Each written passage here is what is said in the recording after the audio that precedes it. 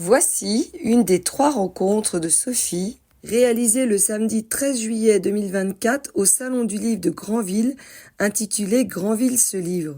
Pendant tout le week-end, une 60aine d'auteurs en tout genre sont venus à la rencontre d'un public nombreux dans la salle de RL et dans des conférences à l'extérieur grâce au beau temps. Selon son nouveau président Dominique Monneron, l'idée est de proposer chaque année une fête du livre et de la lecture sous toutes ses facettes, romans, jeunesse, BD, essais, reportages. Promenant mon micro, j'ai choisi, ou le hasard m'a fait choisir, quelques rencontres particulières. Pour cette 2e émission au Salon du Livre de Granville, je vous propose de rencontrer 2 auteurs, un père et son fils, l'historien Stéphane Audouin-Rousseau, auteur de nombreux ouvrages et dont la connaissance de la Grande Guerre permet d'éclairer aussi nos situations actuelles, et le jeune romancier Éloi Audouin-Rousseau, déjà auteur de 2 romans, où le passé se mêle à l'avenir dans une sorte, selon son expression, de futur antérieur. Et une peintre, issue d'une famille de peintres carolais, Laurence Simon, rencontrée à l'occasion du Salon du Livre à Granville, car elle y expose tout l'été, jusqu'au 6 septembre 2024, au bastion de la place de l'Isthme, ses reproductions des 7 blocos de la batterie du rock. Belle écoute! Alors, je suis dans la salle Le RL où il y a beaucoup d'auteurs et certains qui ont plus de liens encore avec le territoire que d'autres. Et donc, je suis avec Stéphane Audouin-Rousseau, que j'avais eu la chance de pouvoir interviewer il y a quelques temps et qui est là à présenter des livres d'histoire. Bonjour Stéphane. Bonjour à vous. Et alors, présentez-nous les derniers livres que vous avez là. Ils ne sont pas tous récents. Il y a un grand classique, si je puis dire. Il est devenu grand classique. C'est 14-18, Retrouver la guerre, que j'ai publié en 2000 avec Annette Becker, qui était vraiment une sorte de réinterprétation de la Grande Guerre chez Gallimard. Et puis plus récemment, mais c'est déjà maintenant plus de 10 ans, Quelle histoire, un récit de filiation qui est paru en 2013 au Seuil et qui était un récit sur la manière dont la Grande Guerre a traversé ma propre famille, grands-parents, mon père jusqu'à moi. C'est un récit assez tragique sur la manière dont la Grande Guerre des ascendants n'a pas été comprise au fond par les descendants. Ça a marqué votre intérêt, vous pensez que ça vient de là, votre intérêt pour la guerre et cette guerre-là? Maintenant, vous savez, maintenant je me dis que ça doit être ça, mais c'est peut-être une construction rétrospective, bien sûr. Et puis alors plus récemment, un dialogue qui s'appelle La part d'ombre, un dialogue avec un historien et un ami, Hervé Mazurel, qui est un dialogue sur mon parcours d'historien pendant 40 ans finalement, donc autour de la Grande Guerre, de la violence, des questions de cruauté, ma manière de faire de l'histoire. Et puis le plus récent, La Grande Guerre peut-elle mourir? C'est en fait un essai sur la manière dont en France on utilise la Grande Guerre. C'est une ressource politique quand il y a une crise inattendue qui a besoin de sens. On s'aperçoit comment le pouvoir politique à ce moment-là puise naturellement dans la Grande Guerre, dans son vocabulaire, dans ses références, pour donner sens à l'événement. Ainsi, lors du 13 novembre 2015, l'attentat du Bataclan, et puis notamment au début de l'épidémie de Covid, en printemps 2019, où la Grande Guerre a été... le vocabulaire de la Grande Guerre a été mobilisé par le président de la République, et pas seulement par lui d'ailleurs, pour, au fond, cadrer l'événement qui était un événement évidemment inouï au sens strict du terme, c'est-à-dire absolument nouveau. Oui, d'urgence. Voilà, urgence, nécessité d'obtenir un assentiment social, une cohésion, et donc il a dit nous sommes en guerre. Nous sommes en guerre à 6 reprises, et puis ensuite il utilise par exemple certaines phrases d'un discours de Clémenceau en novembre 17, le discours d'investiture de Clémenceau. Ils ont des droits sur nous. Pour parler des soignants, Clémenceau parlait des soldats, on prend la phrase, ils ont des droits sur nous pour parler des soignants. Vous voyez, des choses de ce genre. Et puis l'appel à l'union sacrée, qui est vraiment la grande innovation politique de la Grande Guerre, très française, et qui, à ce moment-là, le mot même d'union sacrée est utilisé. Et si le mot n'est pas utilisé, l'idée est utilisée pour obtenir un regroupement autour du pouvoir politique. Et là, ce qui se passe au point de vue intérieur de la France et extérieur, Est-ce que vous sentez encore qu'on l'utilise? Alors là, non.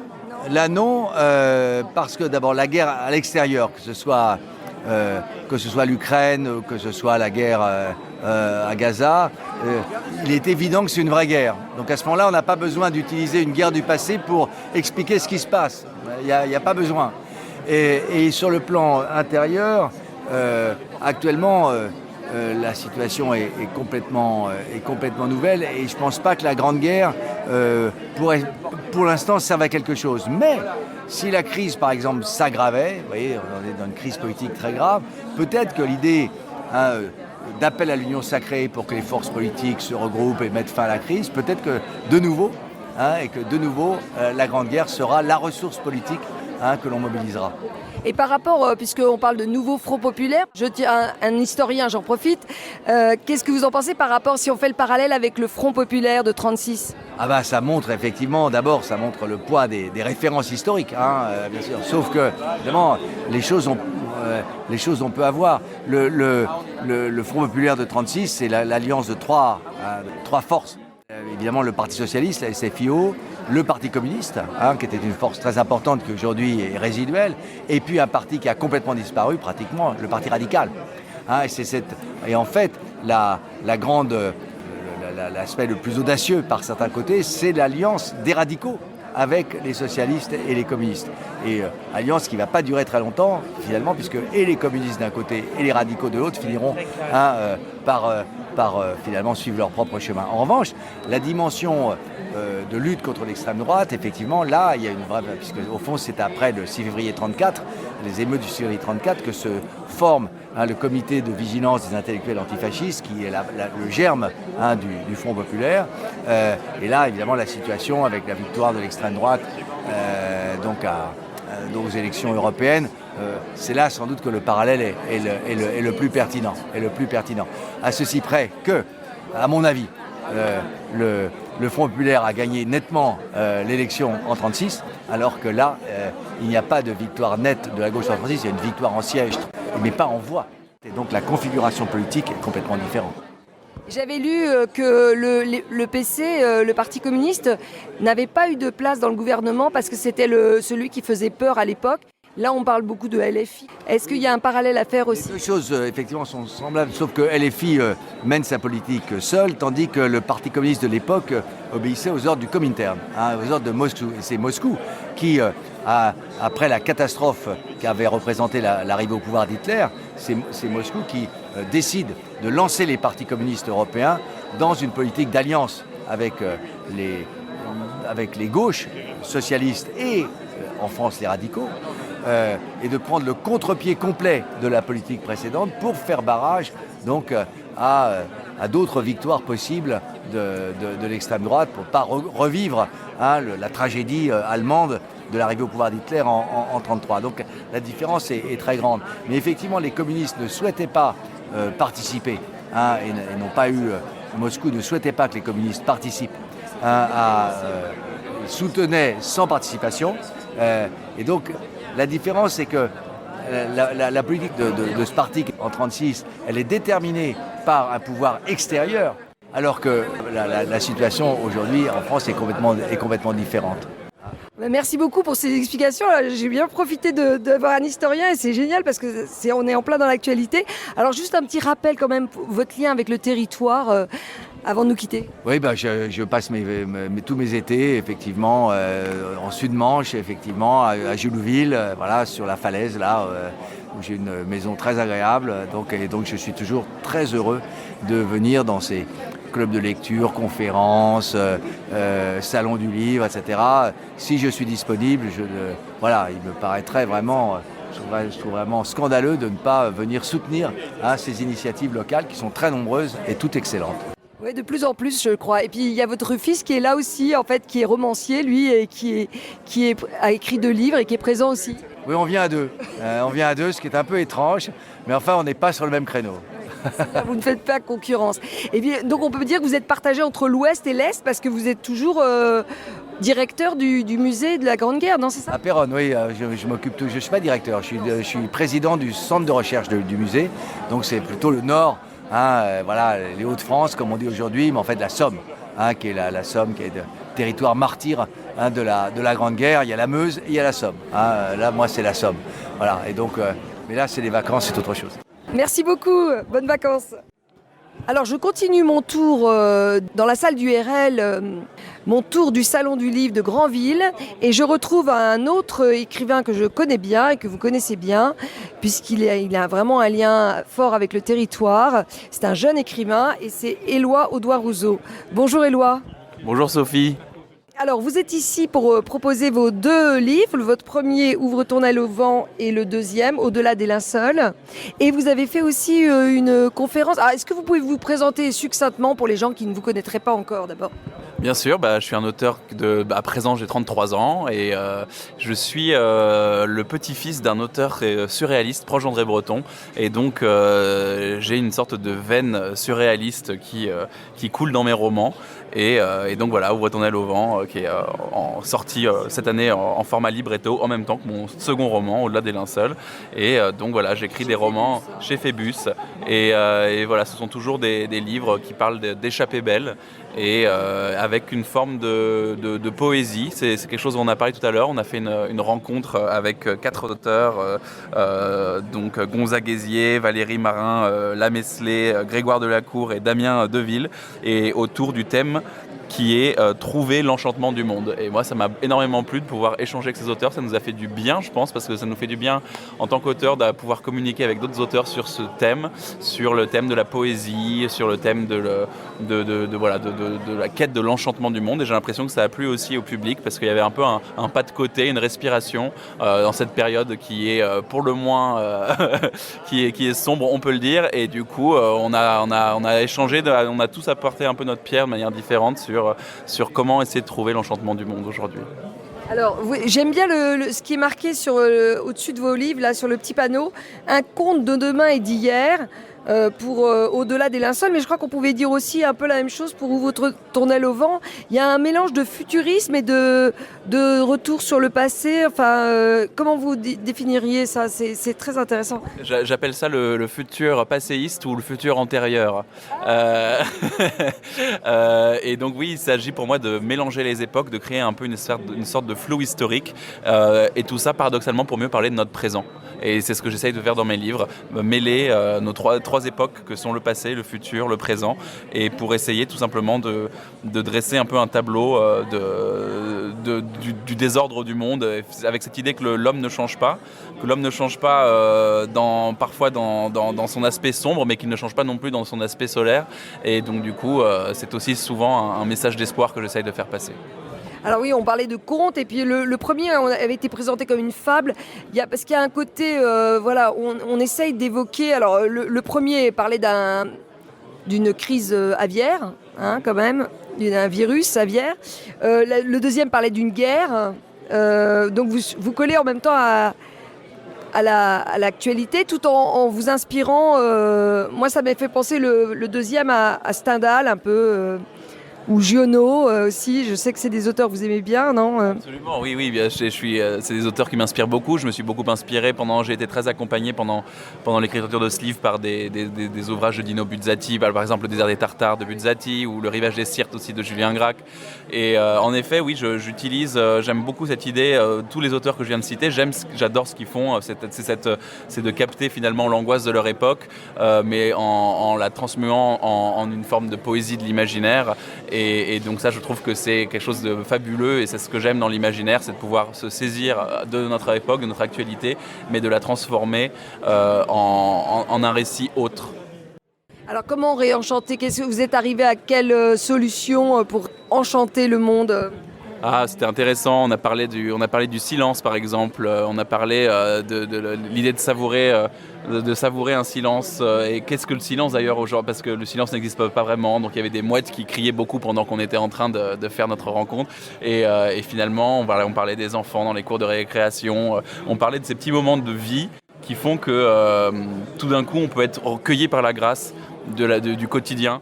Moi, je pense à Kundera qui écrit ça dans l'un de ses essais où il parle, voilà, tout d'un coup, il entend une petite musique de jouer sur le piano d'une voisine qui traverse ses murs.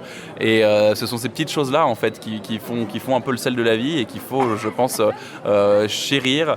Et donc voilà, on a parlé de noms comme Apollinaire, par exemple, qui sont des grands poètes de l'émerveillement, de l'enchantement, même dans un monde qui peut être sombre. Et même lui avait un fond parfois probablement un peu triste, un peu mélancolique. Et pourtant, est-ce qu'on connaît plus grand poète de l'émerveillement, de l'enchantement, et qui a un appétit presque ogresque pour la vie. Et voilà, on a parlé d'Apollinaire qui a ces mots. Comme la vie est lente et comme l'espérance est violente. Et c'est qui a écrit pendant la guerre et qui arrivait à transfigurer ça, des poèmes d'amour et de guerre, et en même temps avec un peu une touche d'humour. Je crois que c'est ça aussi qui peut... C'est ça, bien sûr. Oui, il y a le burlesque. C'est pour ça que moi, les romans d'Europe centrale me plaisent beaucoup. C'est cette façon qu'on a de parler de choses sérieuses et graves avec légèreté. Et en effet, Apollinaire, oui, il arrive à trouver une forme d'équilibre, puisque en effet, même dans les tranchées, il arrive à créer presque une poésie des tranchées, ce qui paraît complètement fou et paradoxal. Mais en effet, il trouve une sorte d'équilibre, il crée une sorte de petit miracle. Et donc voilà, ce sont des auteurs qui nous font beaucoup de bien, je pense. Et moi, voilà, Kundera aussi est un auteur qui me fait beaucoup de bien parce qu'il offre une philosophie kundérienne qui, moi, me permet de vivre au quotidien, de me créer une forme de relativiser sur les choses. Et voilà, je pense que c'est ce que j'ai dit finalement, moi, dans cette rencontre. Comment réenchanter le monde ? La littérature peut cela, et je crois même que c'est d'ailleurs son rôle. On va terminer là-dessus. Merci beaucoup, Éloi Audouin-Rousseau. Merci Sophie, ça m'a fait plaisir de te croiser. On continue toujours au Salon du Livre, mais cette fois-ci, ce n'est pas une autrice, c'est une artiste qui est là et qui expose à Granville. Alors, on va donner toutes les informations, mais déjà, on va la découvrir ou la redécouvrir. C'est Laurence Simon. Bonjour Laurence. Bonjour. Alors, vous avez un nom qui est connu dans la région, notamment à Carole, et je crois qu'il y a des liens. Effectivement, Jacques Simon était mon grand-oncle. Voilà, et ma famille, mon arrière-grand-père, Ernest Simon, etc. Donc, effectivement, je porte une très belle hérédité, dont je suis très fière et qui fait que je suis peintre depuis toujours. Je pense. Donc, voilà. La peinture, oui, c'est venu de famille. Et le lieu, l'attachement au territoire, vous avez... Le lieu aussi, puisque Carole, je suis arrivée à Carole à 28 jours, m'a-t-on dit. Donc voilà. Donc j'ai passé beaucoup de vacances de jeunesse, tous mes étés à Carole, effectivement. Donc, et maintenant, vous habitez toujours à Carole ? Non, je suis parisienne, mais je reviens à Carole tout le temps. Et je travaille l'été, je travaille à Carole. Voilà. Et j'ai eu la chance... d'avoir des expositions à Saint-Jean-le-Thomas, dans pas mal d'endroits dans la région. Et puis, qu'est-ce que vous faites comme peinture ? Résumer la peinture, ça va être le plus compliqué. Ma peinture, c'est une peinture réaliste, des grands formats. Il n'y a pas d'être humain, il y a beaucoup de paysages, de ruines, d'arbres.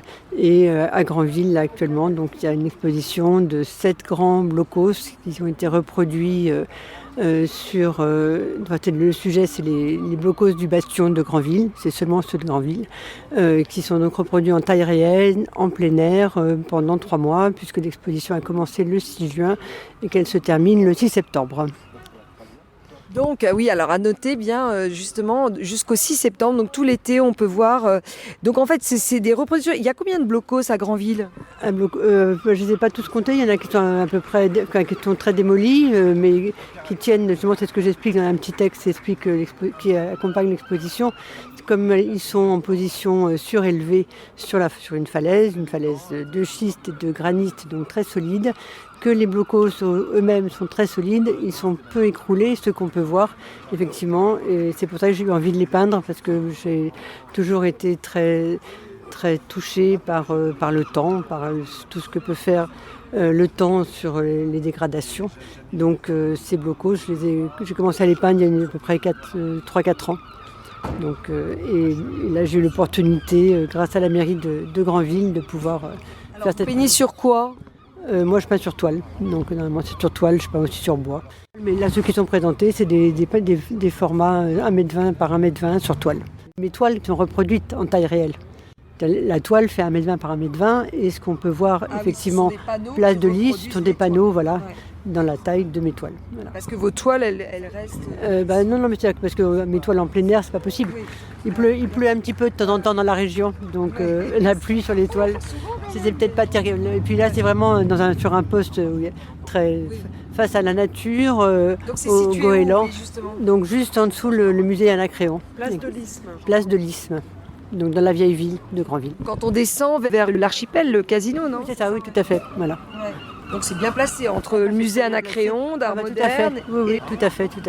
et le théâtre, et le casino, donc je et la suis plage. Effectivement, très, très fière. Et puis à côté d'un blocos en plus, à côté il y a un vrai blocos. Donc Alors, il y a un lien avec le 80e anniversaire le lien, c'est que les blocos, c'est effectivement, ils étaient là pour pouvoir protéger l'ennemi. Donc effectivement, il y a un lien, même si le débarquement n'a pas été fait du tout à Granville, et que moi, je n'ai pas du tout peint ces toiles non plus pour participer aux commémorations, mais il se trouve que mes blocos sont là et que je suis très fière, pas très contente, fière c'est pas le mot, de les montrer au moment de cette commémoration du 80e anniversaire. Et comment c'est venu l'idée de ces blocos? Ça faisait longtemps qu'ils vous intéressaient? Je vous dis, il y a 3-4 ans que j'ai commencé à les peindre, parce que ça va dans mes sujets de ruines. J'ai beaucoup peint j'ai vécu à Rome, donc j'ai beaucoup peint de ruines, à la fois les ruines antiques, à la fois maintenant à Paris, même les maisons, enfin les maisons qui sont dégradées, enfin les dégradations, le passage du temps est quelque chose qui m'a toujours passionnée. Donc ça participait. Donc le jour où j'ai revu, bien des années après, où j'ai revu ces blocos, je me suis dit c'est un sujet pour moi. Voilà, ça fait partie des mystères de la peinture qu'on n'explique pas. Je ne sais pas pourquoi je peins des ruines et je ne sais pas pourquoi les blocos m'ont attiré. Mais ce qui m'a surtout attiré dans ce sujet, c'est que les blocos sont derrière des ciels extraordinaires, les ciels de la Normandie, les ciels de la baie du Mont-Saint-Michel, toujours mouvants, toujours avec des gris et des dégradés que j'aime peindre et qui font surtout complètement partie de mon travail. Tous ces mélanges de gris, d'ocre avec l'ocre du sable, l'ocre des blocos. Donc ce sujet, je me le suis approprié avec le mieux que j'ai pu pour les rendre présents dans une sorte de pérennité qui n'a rien de joyeuse, puisque le sujet malheureusement fait penser à la guerre et à des choses, mais en même temps ils sont là pour nous permettre de se dire qu'il ne faut pas oublier, surtout dans une période comme la nôtre où la guerre est à nos portes, la guerre est en Ukraine, la guerre est entre Israël et le Hamas, on est vraiment aussi dans la guerre, donc malheureusement ce sujet ne doit pas être oublié. Voilà. Donc vous partez des couleurs, c'est très beau ce que vous expliquez sur les couleurs, mais moi en vous écoutant, je pense que c'est en fait montrer le pire de l'homme, mais dans un très beau cadre naturel, quoi. Oui, c'est pas pour enjoliver les choses, mais donc ça correspondait plus le fait que ça correspondait à ma gamme de couleurs, ça correspondait à mes sujets. Donc c'est pas tellement le fait de s'approprier, oui c'est ça, c'est pas s'approprier un thème en disant tiens je vais faire quelque chose sur les blocos, parce que quand un peintre commence une série, il sait pas qu'il va faire une série. Donc en fait il y a une partie heureusement de mystère toujours dans la peinture, donc ce mystère il fait partie de la création en permanence. Donc il se trouve qu'effectivement j'ai commencé ce travail-là il y a 4 ans et en rentrant d'avoir revu l'été dernier, j'en ai refait 2. Donc, mais ça je ne savais pas non plus. Rien n'est prémédité. Donc, c'est pas fini, voilà, donc c'est peut-être pas fini. Voilà, je sais pas. En même temps, je vais pas passer ma vie à faire des blocos, mais je sais pas. Moi j'ai toujours une foule d'idées. Donc voilà, mais il y en a plein. Donc il faut bien noter que c'est place de l'Isthme à Granville jusqu'au 6 septembre. Jusqu'au 6 septembre. Et alors, on peut trouver aussi vos toiles, je crois, alors à Carole aussi, non? À Carole, non. La mairie de Carole, on peut les trouver à Carole si on se marie, puisqu'ils sont dans un pastel dans la salle de mariage de Carole. Donc, sinon, moi, je peins à Carole. Et puis, j'ai un site. Donc, alors, on peut indiquer le site www.laurence-simon.fr. Très bien, merci Laurence Simon. Merci à vous. À bientôt.